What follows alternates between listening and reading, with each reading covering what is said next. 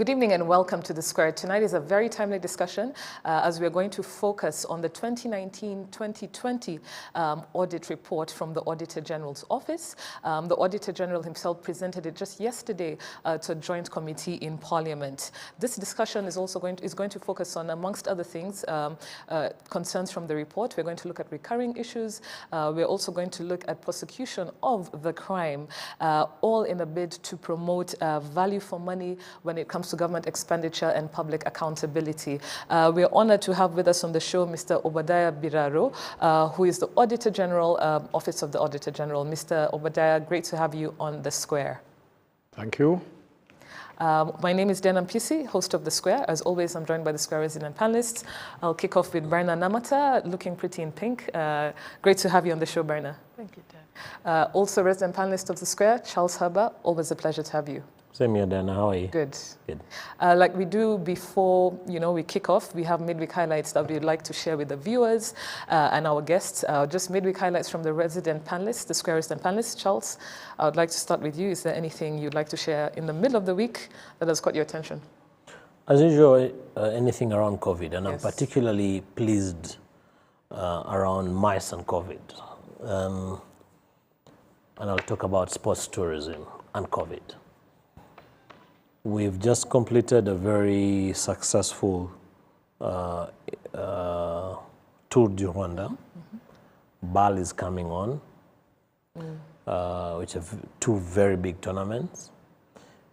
When we draw the curtains on BAL, we'll have the annual Kwibuka women's cricket tournament, which was a very big thing as far as the African cricket space is concerned.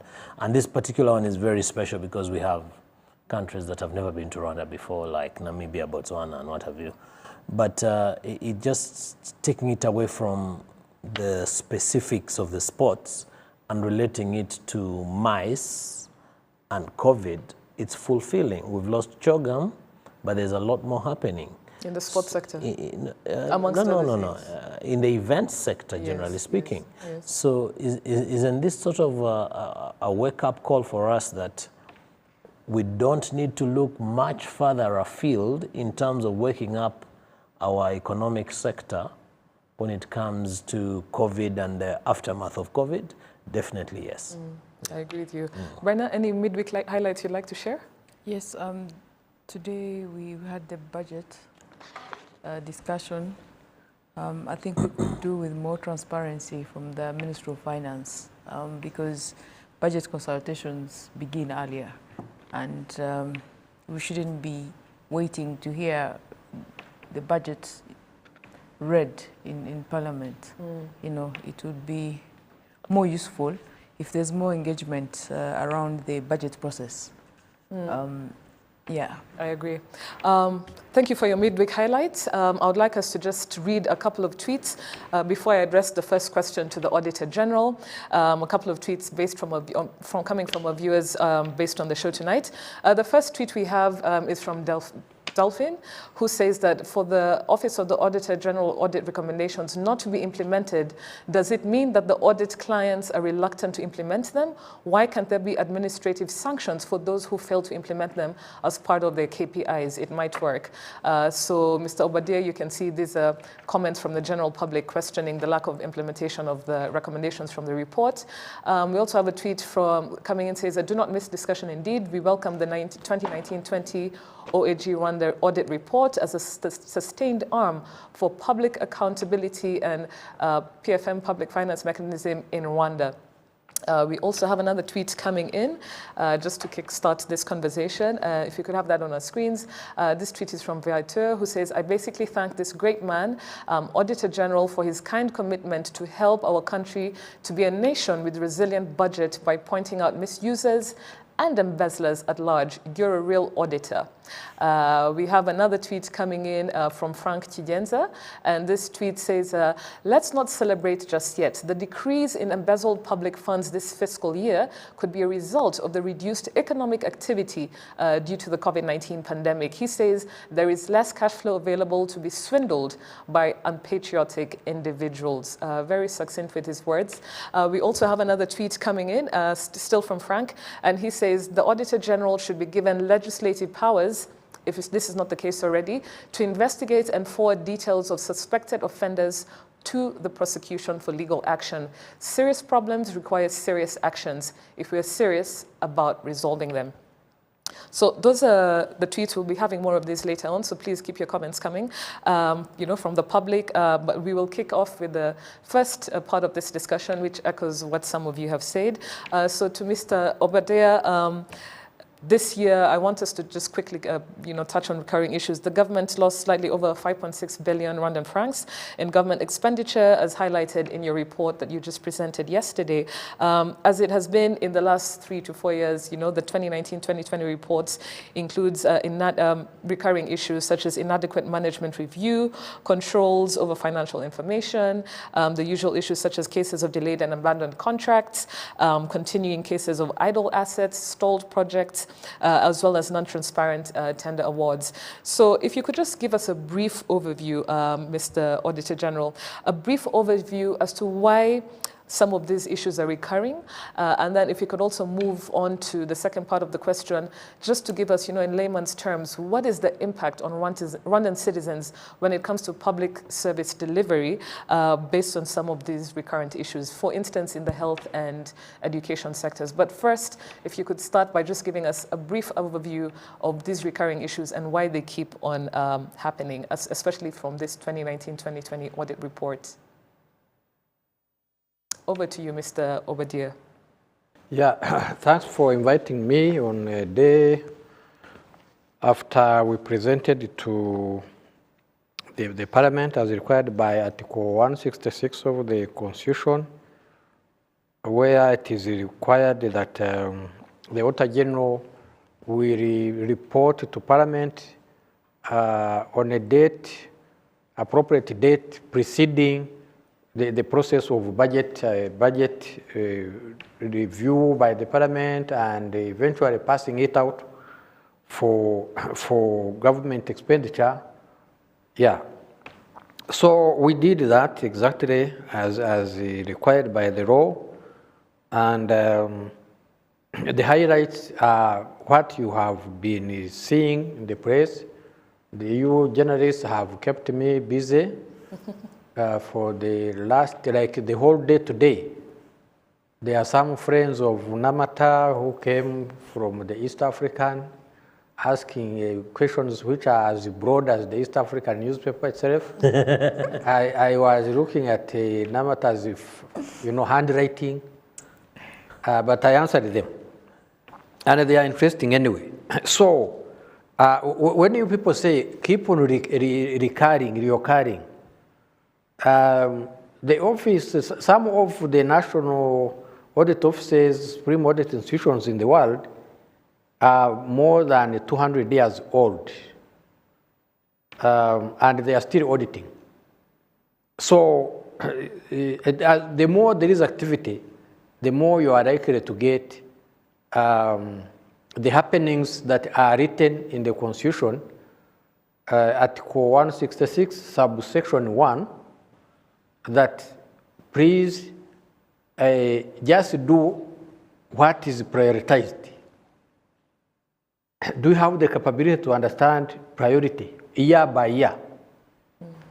Might that escape due to some reasons? Do you know we have Corona now for how many? Isn't it coming to 1.5 years? Are you sure you get priorities during the Corona pandemic? Don't you have some fishermen and women in the troubled waters? And then that's where there comes the subsection 2 of that article, that please have enough integrity to do enough due diligence, that you may not be careless, that may end up into wasteful expenditure.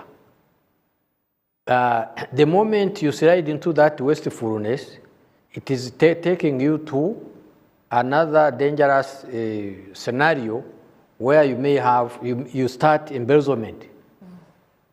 So, therefore, for us, when we see those signals, we sense danger and we report accordingly.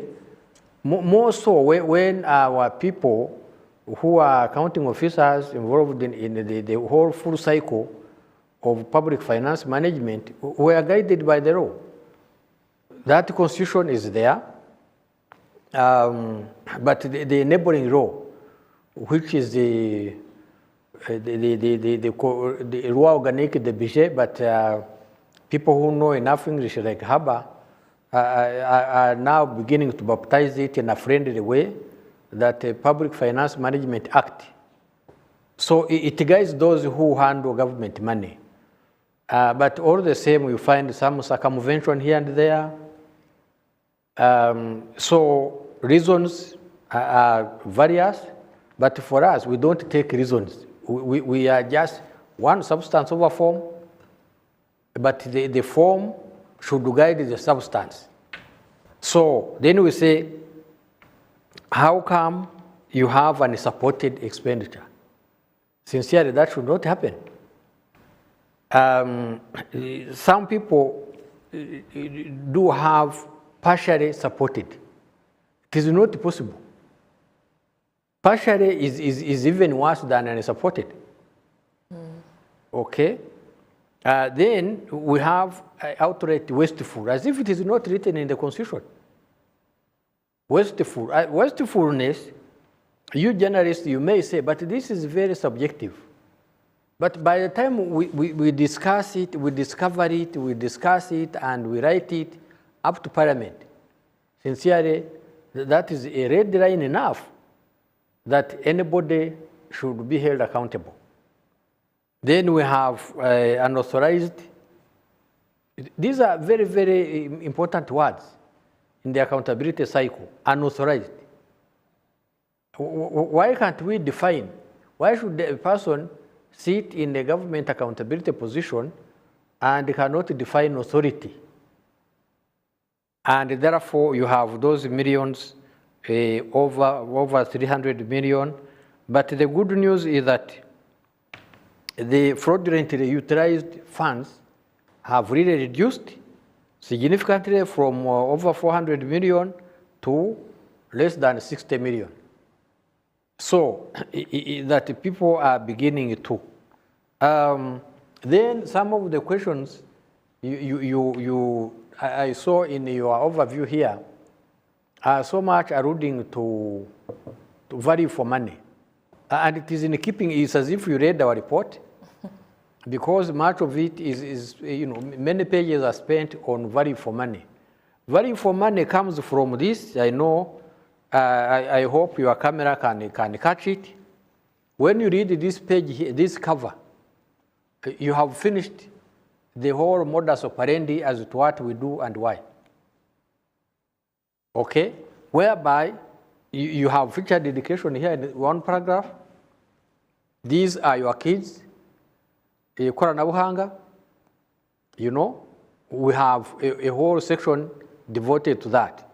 Then you have what you people eat and export, the horticulture, irrigation. Then you have energy that we are using right now and the industries at that economic zone. Then you have the water, which is the SDG number. I know Haba has forgotten. It's SDG number 6. Then you have your Sante. There is no other time people should be interested in a Sante than today. That microphone. Not microphone, but microscope. Microscope. 24 hours, you get results for COVID test. Rapid, Then you have over here, which is not so vivid, but this is milk processing zone. I read somewhere that Rwanda should be exporting cheese, especially that organic. So, then you have your famous, roads, RTD. So this is the whole economy. Then you have something which is not, very visible because of the color separation. That all this we do in public interest. And then, if you have done all that, how does it make or making a difference in lives of citizens? That is International Organization of Supreme Audit Institutions, Principle 12. That's where we spend our life. Yeah. So,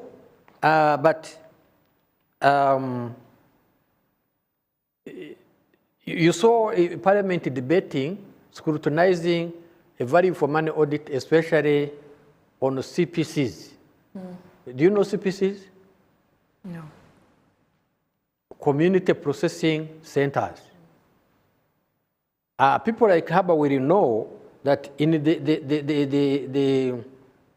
the Eastern Tigers actually came from CPCs. Community processing, agro-based, which are agro-based. And yet, that's where our life is, in agriculture, crop, and animal husbandry.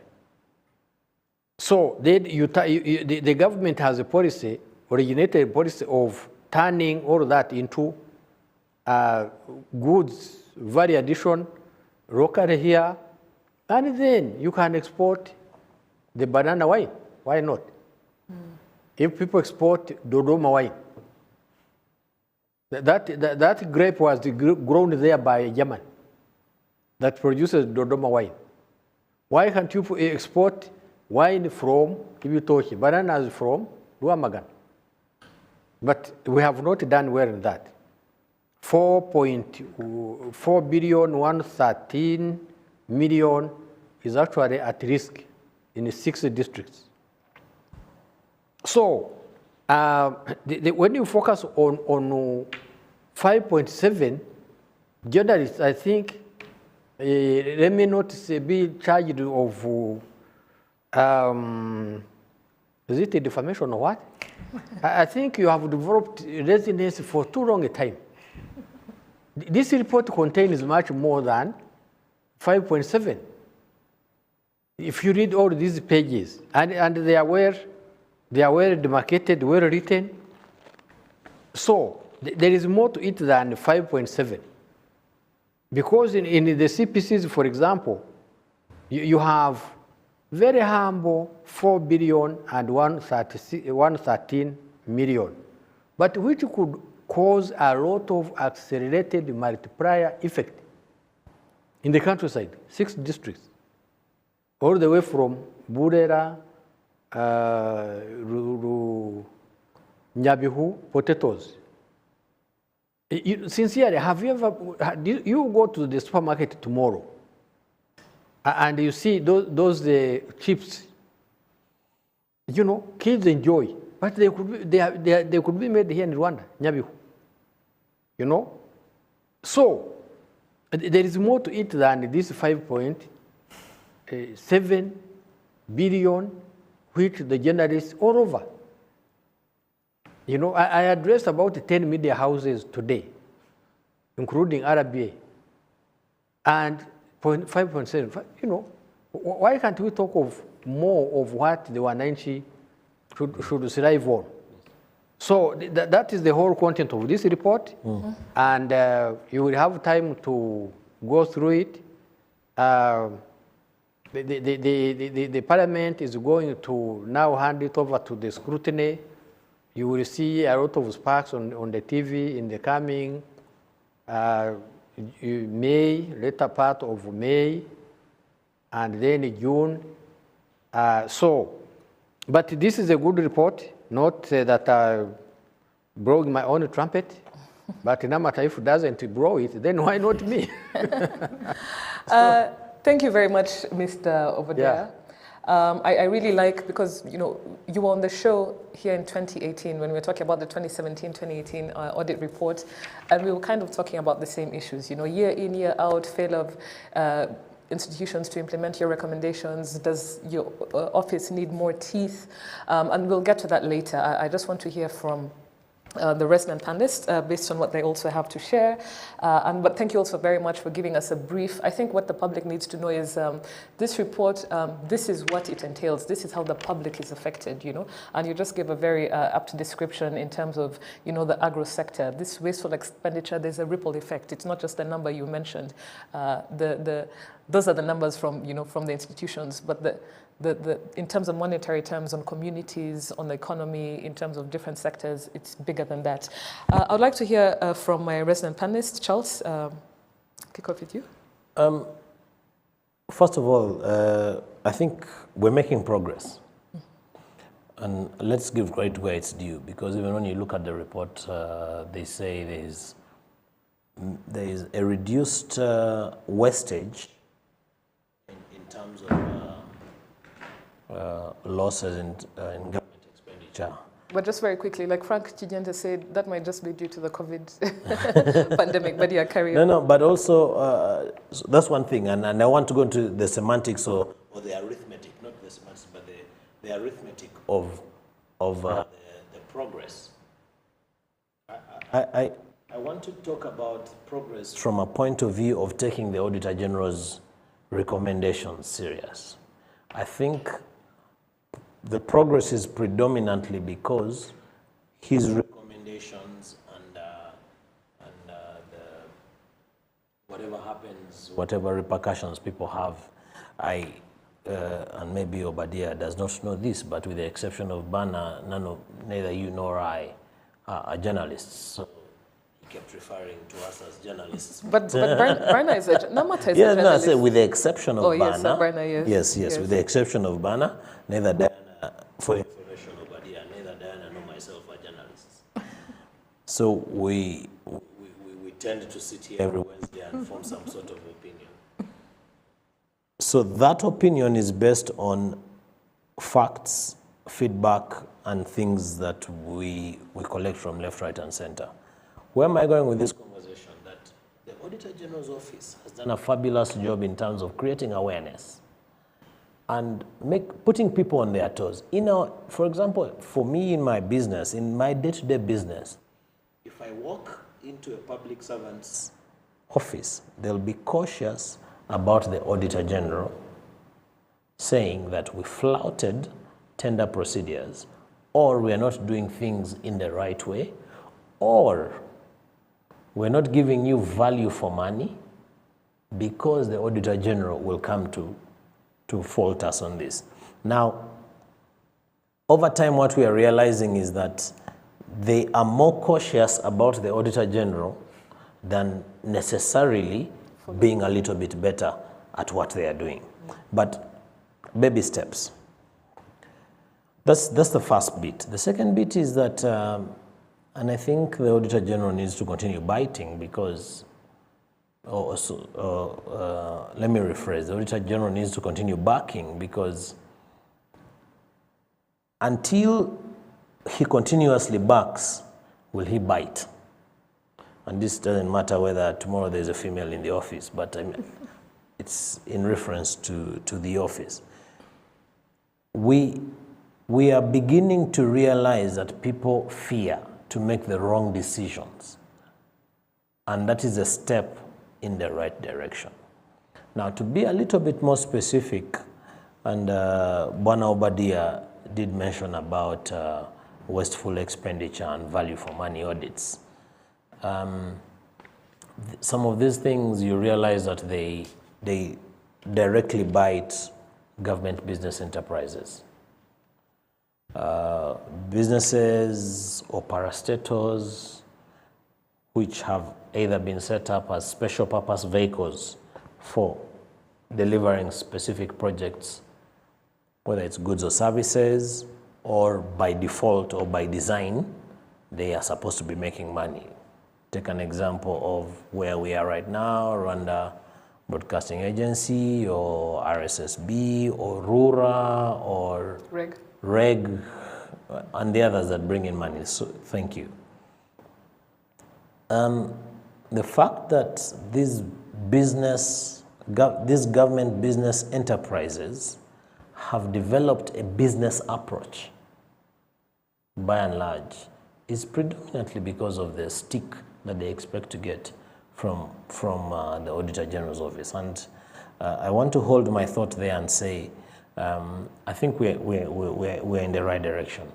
I will, as the show progresses, hold my reservations in terms of especially what those government business enterprises can do better, but I want to sort of give credit where it's due. Yes. I'd like to hear from Mr. Obadiah in terms of, are we really making progress? Are these GBEs, or these agencies or government institutions actually making progress because, of the awareness, the sensitization, the year in, year out recommendations? I have a sort of slightly alternative view, but yeah, Charles, valid points. But before we go to you, Mr. Obadiah, I'd like to just hear from Brian and Namata as well. The Auditor General has just put us on the spot, so I had better well represent the journalists. Yes. Yeah, and yes, my job or credibility, media, we depend a lot on credibility. Yeah, so it's a huge document, and I'm glad that he brought it and he's showing people, so it's a huge document, but it's interesting. I've tried to go through it, but you need time to really read it and understand what the message. Now, when I looked at the outline, for me, at this point, I was interested in revenue collection and the audit of Rwanda revenue. Specifically because with the pandemic, we are faced with the challenge of domestic resource mobilization. Now, and that covers, I think it's from page 36 of the Auditor General's report. That is Rwanda revenue.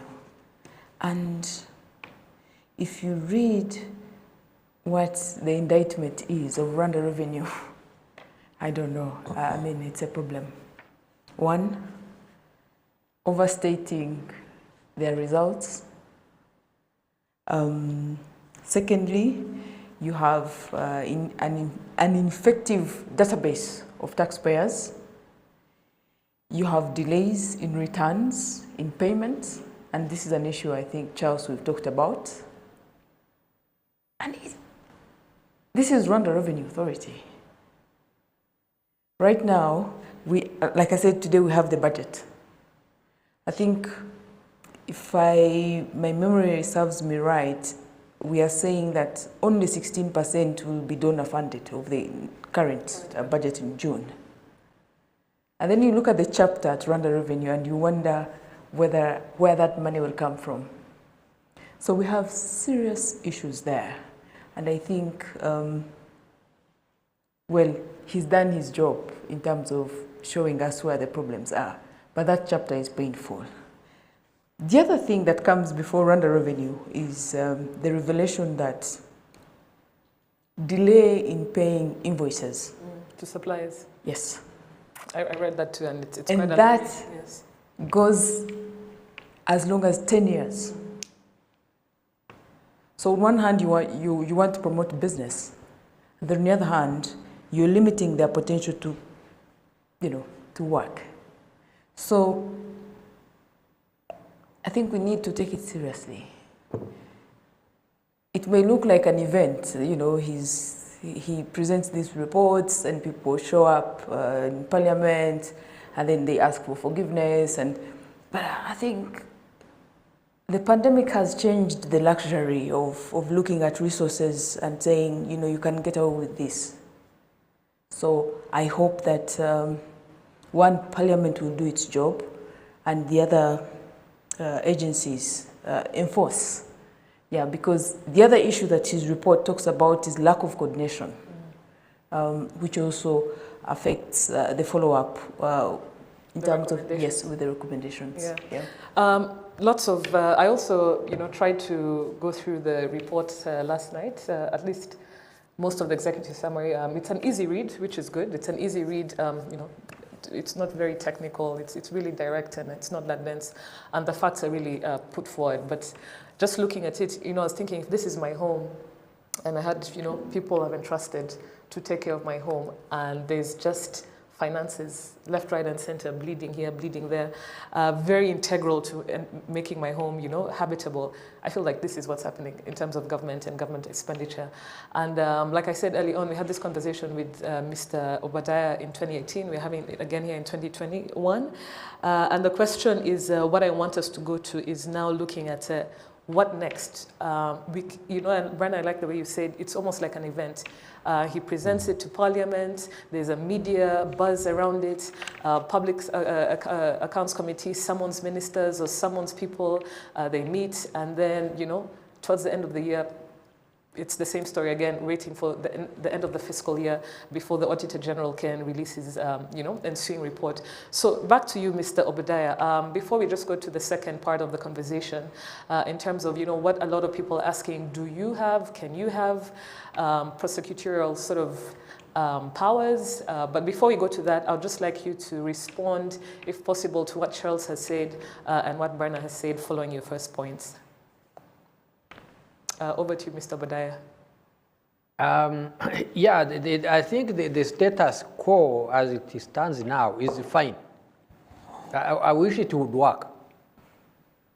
You see, in 1904, I don't know who was there by then, except me. There was a very huge case in the UK, and a mathematician judge by the name Lord Denning, he actually separated these powers that you see today, the office of the Auditor General worldwide. The powers must be separated. That he said in his own words that the Auditor General is not blood-hound. Blood-hound is a dog. You can check in your English. But he's a watchdog. He shall not certify what he has no reason to believe is true. But should his suspicion be aroused, he will probe that to the root. The case was there. And in 1904 to date, that principle becomes very vivid, very appropriate, day in, day out. So we do not have the office of the Auditor General. The Auditor General does not have to have prosecutorial or whatever. Let there be a prosecutor. In fact, you add the word general, prosecutor general. And the Auditor General, if he has done enough of his work, the rest should be. For example, where do we find in our laws effectiveness of administrative law? All of you seated there, you are experts in your own right in corporate governance, particularly Charles.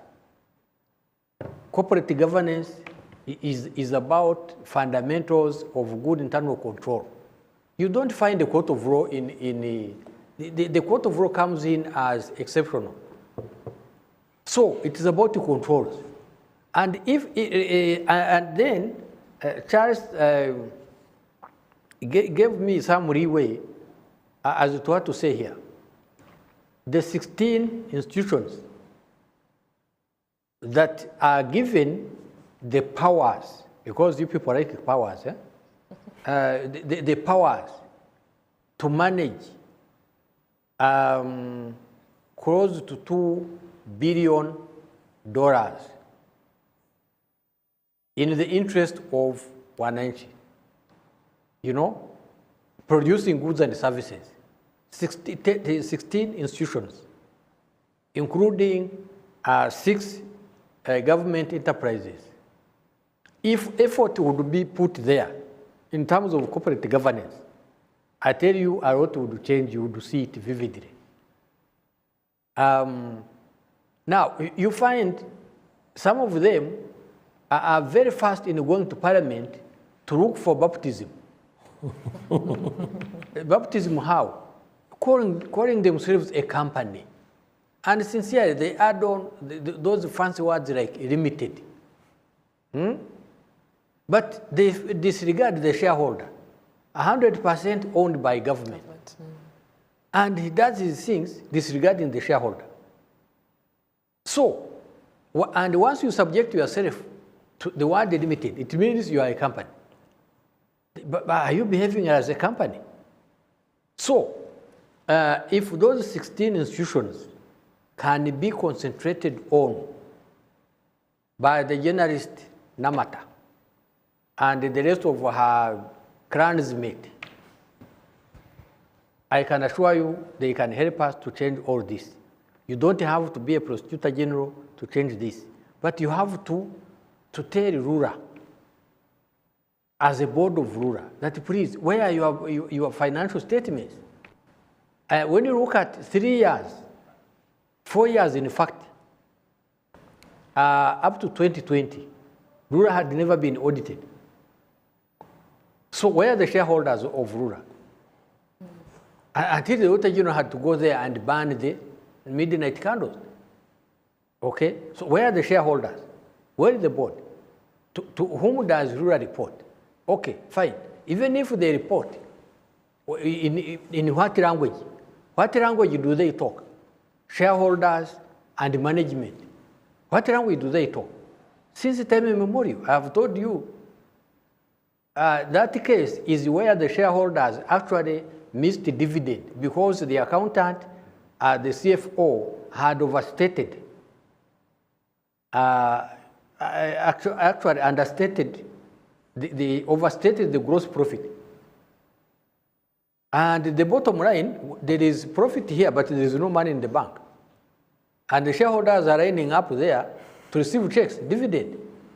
So a government, supposing government has to stand on the doorway of these companies, WASAC. Do you know WASAC can make profit? I can give you numbers here. But 37 of that water which is flowing around here is never billed to anyone. And that is approximately 6.3 billion. If you get 6.3 billion, offset the net loss we are talking about today, I can assure you, a government company makes profit. But corporate governance is a problem, much bigger problem than 5.6 billion. Then you go to another category of boards. A board is a multiplicity of subunits that were formed to deliver, convert government policy in a particular sector, education. You have mentioned it here in the outline. You want to have that freedom to work like a body corporate and produce the books. But I wish you could read this report. What happened to the books by REM? And then I wish you could read this report and you find what happened to the Mutuelle de Santé. We audit the 26 government hospitals, district hospitals, in addition to. But how much, there is the good policies indeed in that health sector. The insurance companies are supposed to be ensuring the business of those hospitals, the patient and so on. But you'll find 4.7 billion, I think. Much of it, the insurance companies who work with the hospitals and then the Mutuelle de Santé, the bills have been rejected.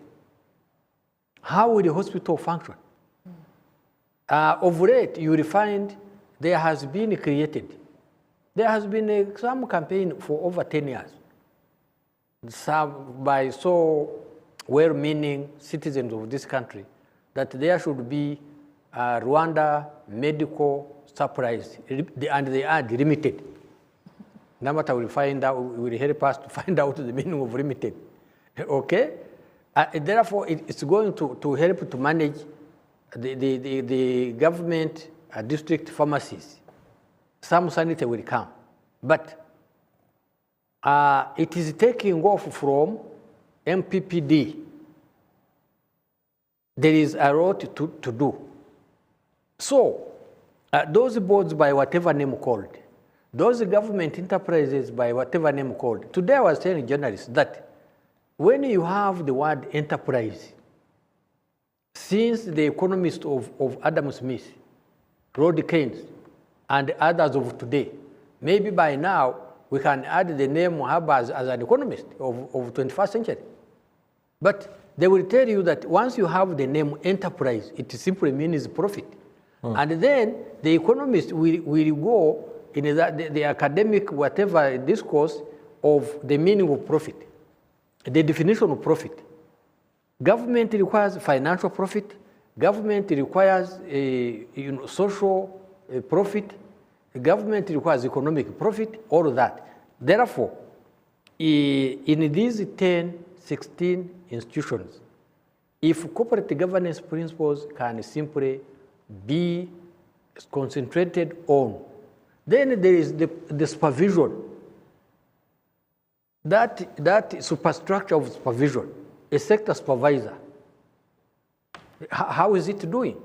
So, and unfortunately, whether we want or not, I can assure you everything government has become corporate governance. Mr. You know, government borrows. Yes. Yes. And the government will pay, whether you borrow locally here, whether you borrow abroad, whether, it is corporate governance. The human being, human capital, they never make mistake, joke around it. Who is the CFO? Do you know a CFO is a de facto deputy CEO? Who is he in this? So, around these institutions, whether company or a board or whatever, please let all of you concentrate on it in your own way of influence, and things will change tremendously. Thank you very much. So I think, basically what you're saying, what people ask, does the Office of the Auditor General need to be given, legislative powers to prosecute or to follow up on prosecution? I think what you're saying really solidly is the issue lies in corporate governance. It lies in the boards that run these institutions, and corporate governance is really something that's seriously lacking, and the lack of it therefore leads to these institutions and wasteful expenditure, amongst other things. Just very quickly before we go back to our social media feed, I'd like to hear from our resident panelists, but as briefly as possible. If I may go first, I don't think there's huge appetite from government in terms of implementing in terms of putting in place the implementations of the Auditor General. If there was the Auditor General's recommendations, if there was, because much as it may sound alarmist in nature, but Obadia is a mwalimu by training, he explains it in very, very simplistic terms. If a company has been set up by government, and it has been set up as a limited liability company, it must run as a limited liability company, just like an MG or Blue Oceans or Century Real Estate for that matter. So there's a huge gap in what we want to do and what we actually do. And we can give a few examples, like when the government of Rwanda woke up in the morning and said they wanted MICE tourism to succeed, they put in money in the Rwanda Cycling Federation. They built the arena. They put money into PSG and Arsenal and so forth. You put your money where your mouth is, and you're very deliberate because you wanted these results. But I think it's Bana who alluded to this, that the Auditor General's report is just a box that we are going to tick. We have an Auditor General's office. He produces a very alarming report, and we ensure after Evelyn Kamagaju, there'll be an equally sharp-biting person like Obadia and And after Obadiah, there will be an equally eloquent person like that, and then you'll say, no, don't blame us for other things, but we have an Auditor General that speaks, period. So where I'm going with this conversation is I think government needs to take the recommendations of the Auditor General's office a lot more serious. Now, my second point is really around the corporate governance and it is just not by the way. It is Article 69 of Law number, I think 79 of 13th September 2013. So a parliament cannot have gone legislating that for it to be by the way. Well, if we're to talk about unconstitutional things that are being done, I think it might require a whole square. But I'm sure the point that you're raising, Bwana Auditor General, is that in as far as government is acting in terms of not considering your recommendations seriously, you are insinuating that government is acting unconstitutionally. No. Yes. Constitution it guarantees yes. the making orders, the making of the enabling law. It is you people who operate this law that actually are at fault. Yeah, individually. That is I don't know who is the lawyer here, but you have committed, I told the journalists today that you have committed an offense called misfeasancy, which is a breach of trust. A breach of trust, the trust is founded in fiduciary duty, the duty of trust. Therefore, when you don't implement the Auditor General's recommendations, you have committed an offense called misfeasancy. First and foremost, the punishment is administrative before you go to the law.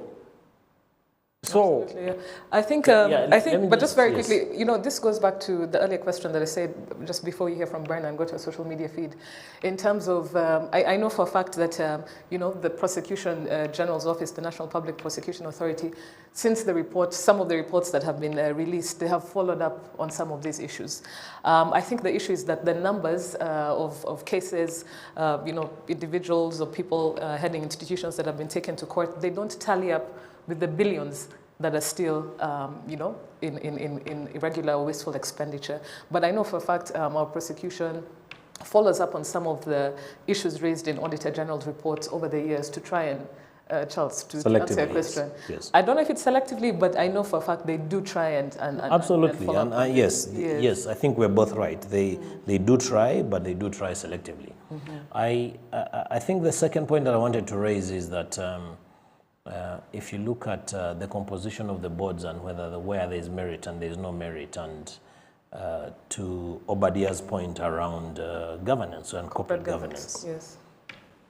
It's not unheard of for a Director General to wake up in the morning and say, Diana Bana, are you happy to serve on my board?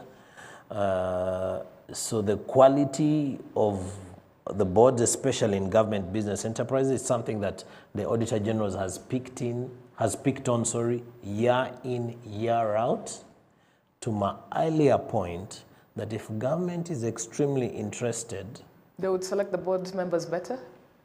Purely on merit, they should be. Yes. I guess some of the, we are kind of narrowing it down to why do these institutional issues keep on happening? Yes. Why is there recurring issues? And Auditor General has said, largely this is in part of corporate governance. It's largely in part to the boards that are board members appointed by certain authorities. So maybe we should start looking. In the business world. We should start looking And there. we alluded to this in the show last week. I want to hear from Bernard. No, just let me finish that point. Yeah. In the show last week, we alluded to this, that in the business world, management is held entirely responsible by the board. Yeah. Why shouldn't the same be applicable amongst government business enterprises? Brenna, over to you. Yes. I think the issue of,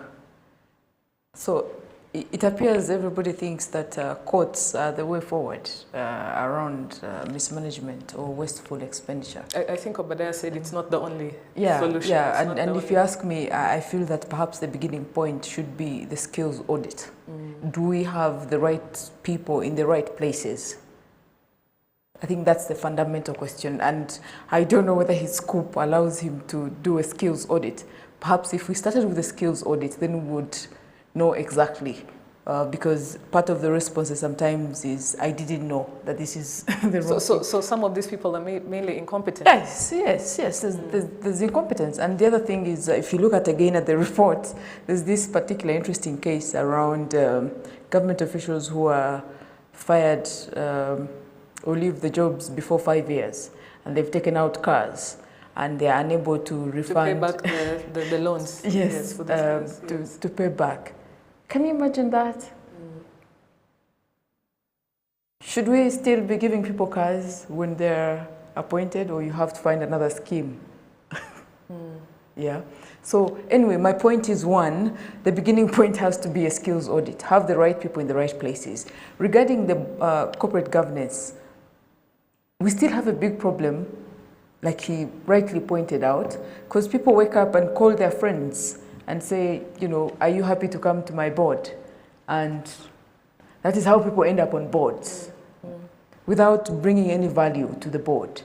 The other issue is, again, because of corporate governance issues.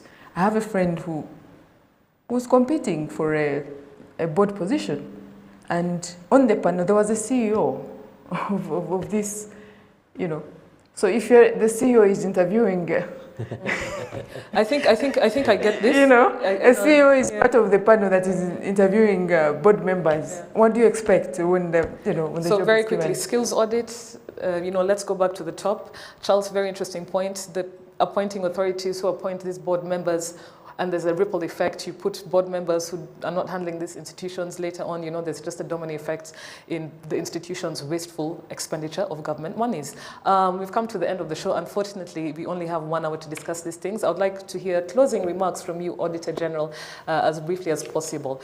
What would you like the public to know? What are your closing remarks in terms of your strong message based on your report and on behalf of your institution, if you're to really deliberately try and curb wasteful, irregular, and that sort of thing when it comes to government's expenditure? Over to you, Mr. Biraro.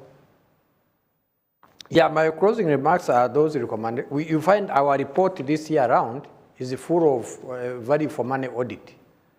And as our sister there, Namata, said, there must be the competence to understand the value for money that is expected out of my position as the CEO of these 16 institutions. The value for money, but the government expects financial profit, economic profit, social profit. Either or. No, all of them. All of them, yes. Yes, all of them. And each year people should account and just bring it to the table. But please don't have 3 financial years unaudited. And anyway, the duty of trust should be upheld, and not only should it be working, but be seen to work. Thank you. But there is no substitute to good corporate governance. Absolutely. Yeah, that's how the world is moving. Thank you very much, Mr. Biraro. Hopefully next year there'll be an improvement in what your report puts forward. There'll be less of this recurring issues that we see, and really, we are not a country that can afford government wasteful expenditure. I think it will not happen unless government takes his recommendations seriously. Let's see what other coordinating institutions can do to really make this something once and for all, deliberately focused on, not only by government, but even other institutions. So I'd like to thank you very much, Mr. Obadiah, Auditor General, for taking your time out of your busy schedule to come here and share with us, key salient elements of the report. Thank you very much. I'd like to also thank Charles Haba, Berna Namata, as always, resident Square panelist. I'd like to thank our viewers for also sharing with us their thoughts. We didn't have enough time to go through the amount of tweets coming in, but please keep the conversation going. We'll definitely engage even after the show. To our viewers, thank you very much. To our partners, Uzi Collections and Bourbon Coffee, thank you for supporting the Square. Have a good night. See you again next week.